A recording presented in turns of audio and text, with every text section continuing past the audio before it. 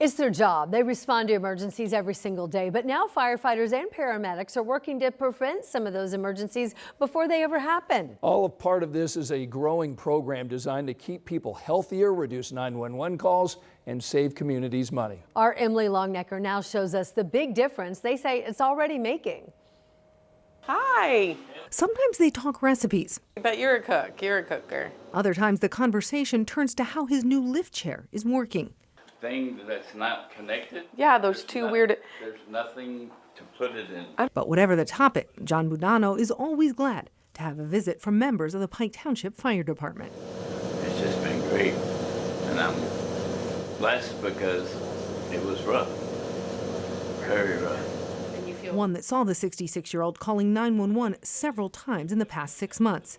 A familiar story for Pike Township firefighter and paramedic Wendy Utzig, who sees patients like John all the time on emergency runs. I go into the ER every day, going to all these different doctors, getting picked up by all these crews, doing all the hospitals, every one of those ER visits. But Utzig says that started to change after the township began its community resource paramedic program this summer. Under the program, Utzig visits people referred to her by 911. People like John who call frequently and end up at the ER. Oh, yeah, I haven't been since July 4th. Like, there are so many people I've just seen once or twice now that used to call all the time that have not called since I just visited them. Pike Township's paramedic program is one of over 120 across Indiana in 68 counties, overseen by the EMS division of the Indiana Department of Homeland Security. The state also set up an application process so paramedic programs could apply for state funding through a mobile integrated healthcare grant. And while that application process still exists, the latest 2-year budget didn't allocate money for that specific grant. Instead, community paramedic programs can apply for state money through the EMS Readiness Fund. The state does have other grant funding that they're utilizing that groups can use. Pike Township plans to apply for that grant and also use money from the fire department's budget to fund its program.